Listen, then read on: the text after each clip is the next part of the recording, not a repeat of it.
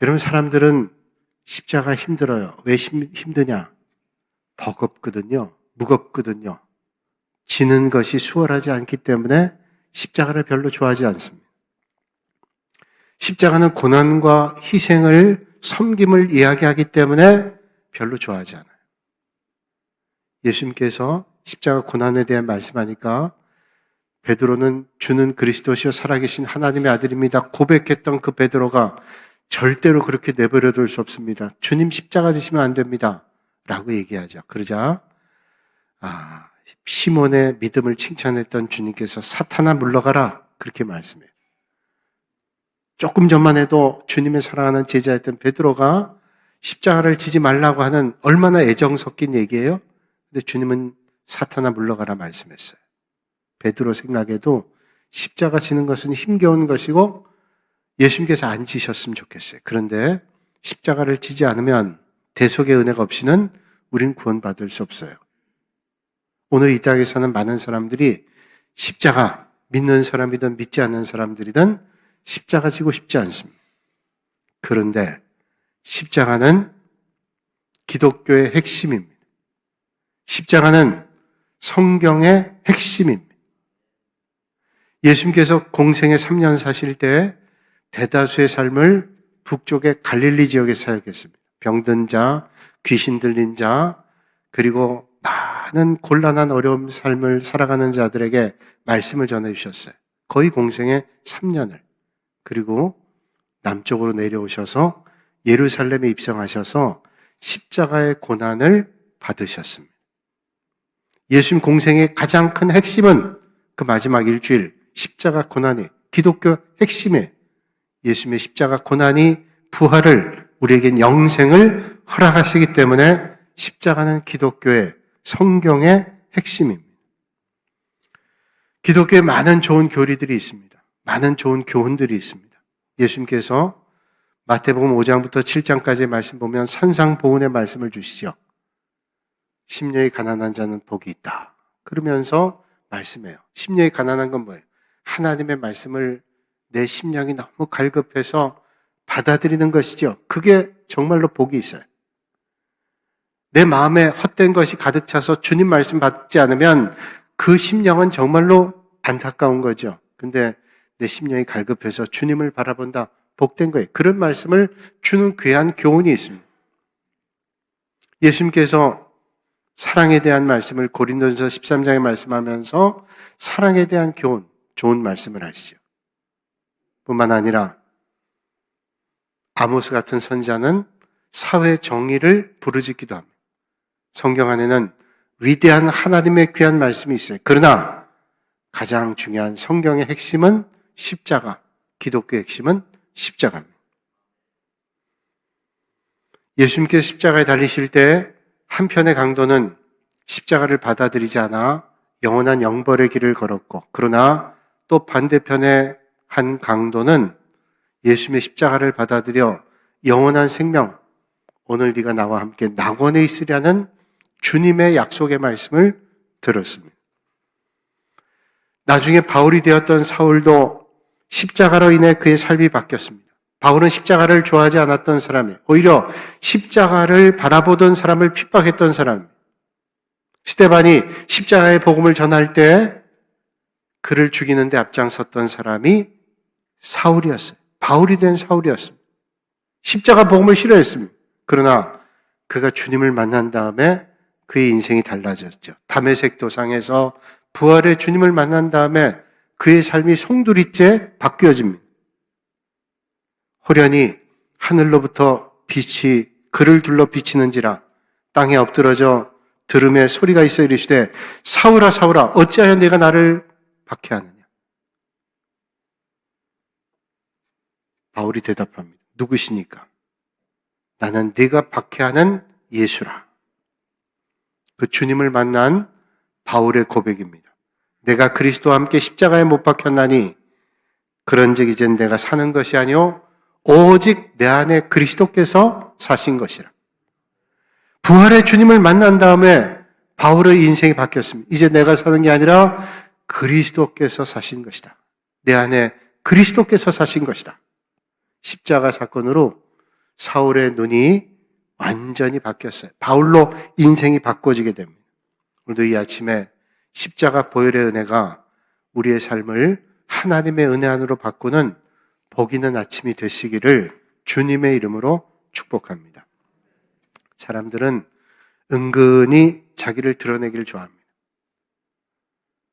절대로 그 얘기하지 마세요. 선한 일 하고도 그런 일 할 때가 있어요. 그런데 그게 드러나면 또 은근히 좋은 게 사람이죠. 뭐 드러내놓고 내가 좋은 일 했다 말할 건 없지만, 뭐 유치하게 그렇게까지 하고 싶지 않지만, 때 뭔가 드러나면 마음도 훈훈하고, 또 듣는 사람이나 보는 사람도 저렇게 밝히고 싶지 않았는데 드러나니까 훈훈하고, 또 그 일 한 사람 부끄럽기도 하지만 또 마음의 격려가 되기도 하죠. 어떤 때는 자기의 지식과 자기의 경험과 자기의 성공담과 심지어는 자기 군대 생활과 가정생활, 자기의 배운 학문, 자기의 여행, 이런 것들을 드러내길 좋아하는 사람이 있습니다. 그런데 십자가는 내 말을 바꿔놓죠. 사도 바울은 십자가를 경험한 다음에 많이 배운 지식 말하지 않고, 아름다운 말, 유창한 웅변하지 않고, 이적이나 체험을 말하지도 않고, 삼층천의 경험도 드러내려고 하지 않았어요. 오로지 한 가지 핵심만을 말하고 설교했습니다. 그것은 바로 예수 그리스도께서 십자가에 못 박히셨다는 거예요. 고린도전서 2장 1절로 2절에 이렇게 말씀하십니다. 형제들아, 내가 너희에게 나아가 하나님의 증거를 전할 때 말과 지혜의 아름다운 것으로 아니하였나니 내가 너희 중에서 예수 그리스도와 그의 십자가에 못 박히신 것 외에는 아무것도 알지 않기를 아니하기로 작정하였습니다. 십자가에 주님이 못 박힌 것 외에는 아무것도 하지 않겠다. 바울이 전했던 서신서 가운데 대표적인 서신서를 우리는 로마서와 고린도서라고 얘기합니다. 로마서, 고린도서의 핵심이 뭐냐? 예수 그리스도와 그의 십자가. 십자가예요. 성경의 중심, 기독교의 중심은 십자가입니다. 사랑하는 여러분, 십자가가 여러분의 삶뿐 아니라 여러분의 입술의 말을 바꾸는 역사가 있기를 주님의 이름으로 축원합니다. 세상의 많은 사람들은 자기를 자랑하기 좋아하죠. 자기의 가문을 자랑하기 좋아하고, 지식과 어떤 때 미모와 자기 학식과 자기의 재능을 자랑하기를 좋아합니다. 사람은 별거 아닌 거 가지고 자랑하기를 원해요.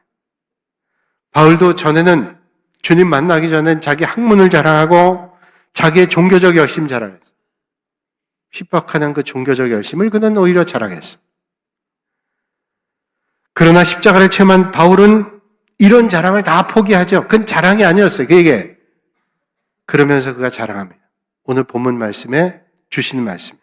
그러나 내게는 우리 주 예수 그리스도의 십자가 외에는 결코 자랑할 것이 없나니 그리스도로 말미암아 세상이 나를 대하여 십자가에 못 박히고 내가 또한 세상을 대하여 그러하니라 말씀합니다.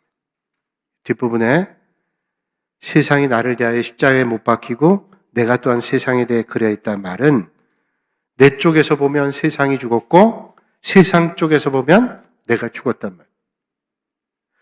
내가 십자가에 못 박히고 난 다음엔 세상이 아무것도 아니에요. 세상에 대해 나는 없는 것 같은 존재. 그런데 세상에서 보면 내가 마치 죽은 것 같아요. 그렇게 보이는 거예요. 그에겐 십자가가 전부였기 때문에 그런 고백할 수 있죠.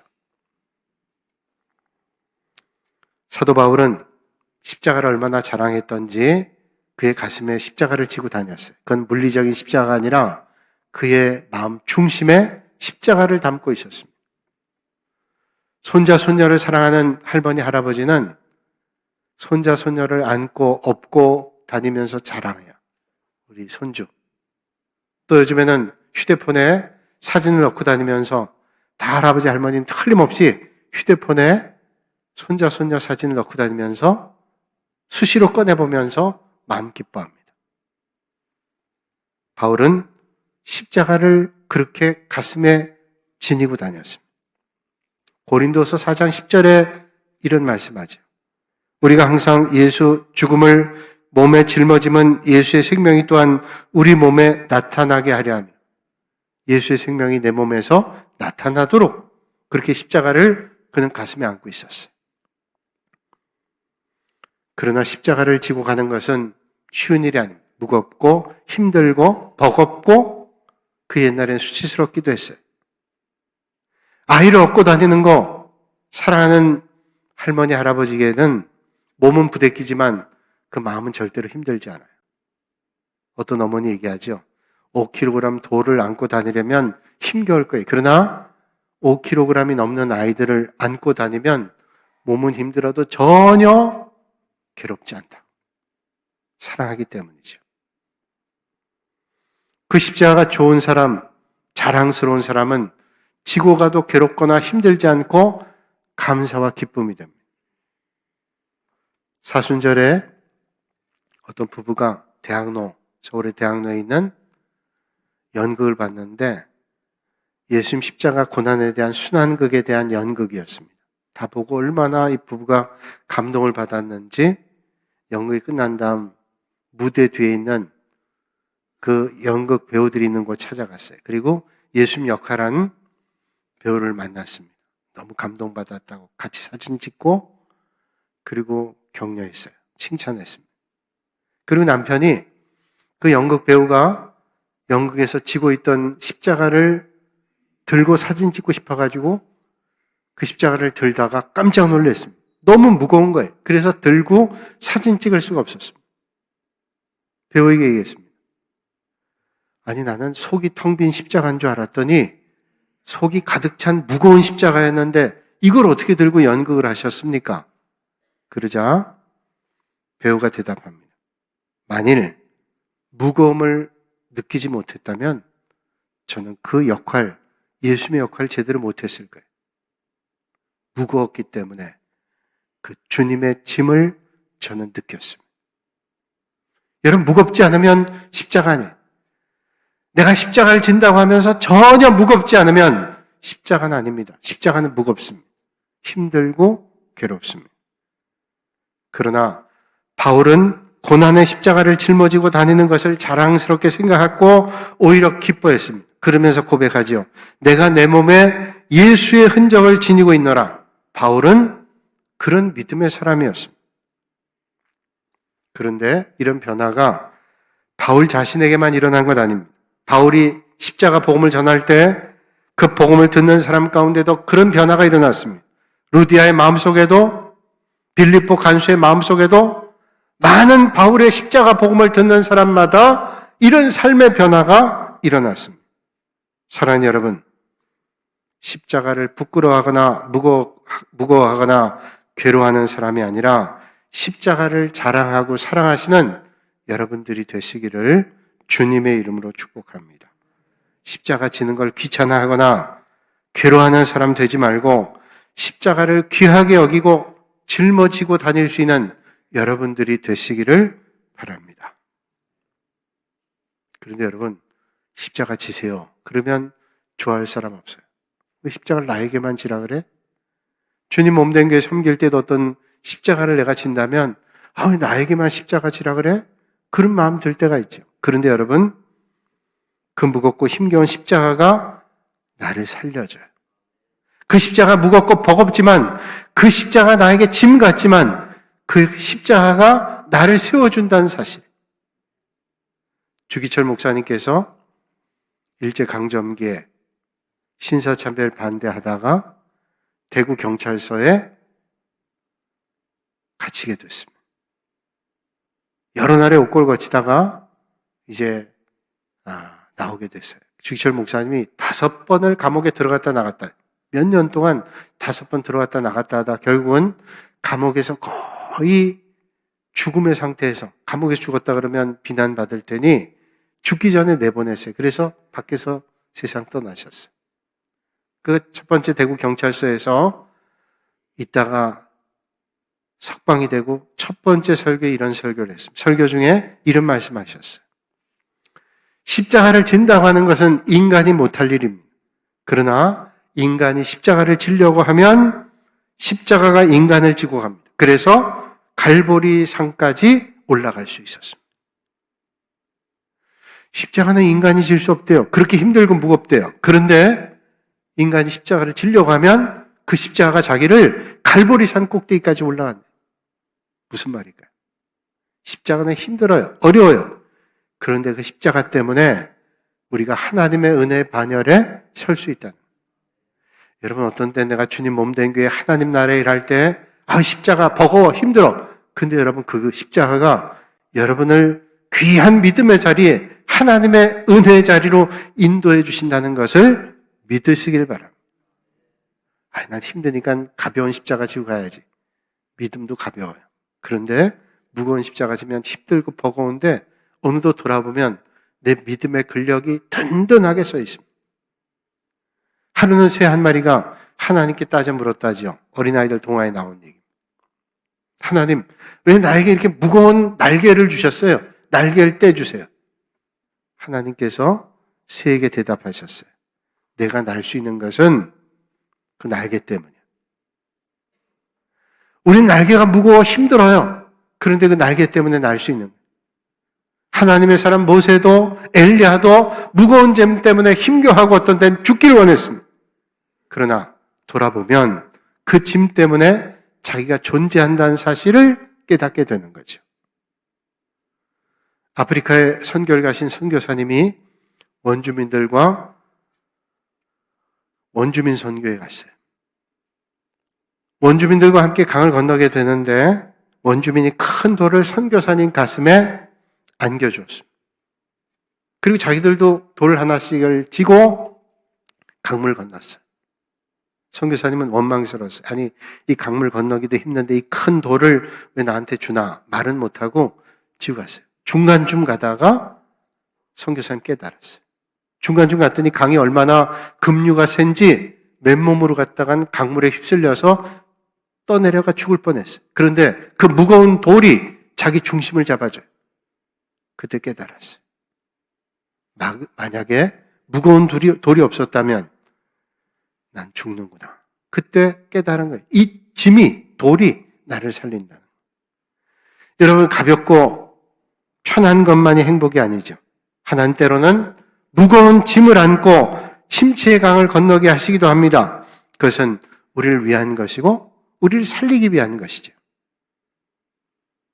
정호승님의 내 등에 짐이라고 하는 시입니다. 내 등에 짐이 없었다면 나는 세상을 바로 살지 못했을 것입니다. 내 등에 있는 짐 때문에 늘 조심하면서 바르고 성실하게 살아왔습니다. 이제 보니 내 등의 짐은 나를 바르게 살도록 한 귀한 선물이었습니다. 내 등에 짐이 없었다면 나는 사랑을 몰랐을 것입니다. 내 등에 있는 짐의 무게로 남의 고통을 느꼈고 이를 통해 사랑과 용서도 알았습니다. 이제 보니 내 등의 짐은 나에게 사랑을 준 귀한 선물이었습니다. 물살이 센 냇물을 건널 때는 등에 짐이 있어야 물에 휩쓸리지 않고 화물차가 언덕을 오를 때는 짐을 실어야 헛바퀴가 돌지 않듯이 내 등의 짐이 나를 불의와 안일의 물결에 휩쓸리지 않게 했으며 삶의 고개 하나하나를 잘 넘게 하였습니다. 내 나라의 짐, 가족의 짐, 직장의 짐, 이웃과의 짐, 가난의 짐, 몸이 아픈 짐, 슬픈 이별의 짐들이 내 삶을 감당하는 힘이 되어 오늘도 최선의 삶을 살게 합니다. 많은 사람들은 무엇 때문에 또 누구 때문에 자신의 가는 길에 장애가 된다고 생각해요. 그것만 좀 그리고 원망해요. 그런데 오히려 그 짐이 우리를 교만하지 않게 하고 더 많이 하나님 앞에 기도하게 하고 더 하나님만 바라보게 했다는 사실을 이 아침에 기억하실 수 있길 바랍니다. 사랑하는 여러분 주님 주신 십자가와 어떤 관계에 있는지요? 여러분 십자가를 자랑하고 계시는지요? 십자가는 하나님이신 예수님께서 나를 대신하여 심판과 저주를 받으신 사랑입니다. 안찬호라는 선교사님 계십니다. 그분이 쓰신 책 가운데 들어 쓰심이란 책에 나오는 얘기입니다. 그는 아프리카 케냐에서 선교 사역을 했습니다. 그는 어린 시절 무척 가난했습니다. 광부였던 그 아버지가 폐병으로 세상을 떠났습니다. 당시 고등학생이었던 이 선교사님이 고등학교 공부를 계속하기 위해서 방학 때에는 광산에 가서 아르바이트를 했어요. 그렇게 힘겹게 살았습니다. 그런데 고등학교를 다 마치지 못했어요. 중퇴를 하고 아버지처럼 광부의 길을 걸었습니다. 그렇게 힘겹게 삶을 살았어요. 그러나 어느 날 탄광에서 일하던 중에 갱도가 무너진 사고를 당했습니다. 함께 갱 속에 갇혔던 다른 강부가 물었습니다. 안찬호에게 물었어요. 자네는 예수를 믿는가? 어이가 없었습니다. 갱이 무너져 이제 죽게 생겼는데 왜 여기서 예수 타령인가 하는 생각이 들었어요. 안 믿어요. 그리고 소리쳤습니다. 그러자 그 광부가 침착하게 말했습니다. 내 경험상 여기서 우리는 살아나지 못할지도 몰라. 천국과 지옥이 있다면 너는 죽어서 어디를 갈 거라고 생각해? 지금도 늦지 않았는데 십자가에 못 박히신 예수님을 믿으면 천국에 갈 수가 있어. 어떻게 하겠는가? 이게 무너진 갱도에서 상대방이 얘기한 거예요. 그는 믿자야 본전이라고 생각하고 광부의 말을 듣기로 했습니다. 그 자리에서 복음을 받아들이고 무릎을 꿇고 영접 기도를 하는데 눈물이 쏟아지면서 통곡하다가 의식을 잃었습니다. 그리고 깨어보니까 병원의 침상에 누워 있었습니다. 기적처럼 자신은 구조됐지만 자기에게 생명 같은 복음을 전해준 그 광부는 죽었습니다. 나를 살리고 자신은 죽었구나 하는 생각에 가슴이 찢어질 듯한 아픔을 느꼈습니다. 그런 은혜를 받고 난 다음에 그의 삶이 근본적으로 바뀌었습니다. 그는 선교사가 돼서 죽을 고비를 넘기면서 자신을 구원한 십자가의 복음을 전했습니다. 케냐에서 22년 동안 사역하면서 케냐 사람들조차도 가기를 두려워하는 마사이족에 들어가 복음을 전해서 교회를 24개를 세우고 44개 유치원과 초등학교, 3개 중고등학교, 그리고 1개의 신학대학을 세웠습니다. 그는 이런 성공적인 사역에도 불구하고 이런 고백을 합니다. 하나님은 너무도 무능하고 우둔한 저 같은 사람에게 구원을 주시고 사명 주셨습니다. 나는 그리스도의 십자가 외에는 결단코 자랑할 게 없습니다. 십자가는 우리가 세상을 떠날 때도 붙잡아야 될 유일한 의요, 유일한 공로입니다. 십자가에 달린 한편의 강도처럼 그저 십자가를 바라보고 십자가를 의지할 수 있는 여러분들이 되시기를 바랍니다. 바울처럼 평생 십자가를 말하고 십자가를 자랑하고 십자가를 의지할 수 있는 여러분들이 되시기를 바랍니다. 주님께서 십자가를 지셨습니다. 그렇다면 난 뭘 줘야 될까요? 주님께서 가시 면류관 쓰셨습니다. 그렇다면 나는 뭘 써야 될까요? 주님께서 십자가에 달려 돌아가셨습니다. 그렇다면 난 주님 위에 뭘 해야 될까요? 오늘 주님의 고난을 기억하는 이 아침에 바울의 고백이 저와 여러분들의 고백이 되시기를 바랍니다. 그러나 내게는 우리 주 예수 그리스도의 십자가 외에는 결코 자랑할 것이 없나니 그리스도로 말미암아 세상이 나를 대하여 십자가에 못 박히고 내가 또한 세상을 대하여 그러하니라. 이런 고백이 저와 여러분의 고백이 되시기를 주님의 이름으로 축복합니다.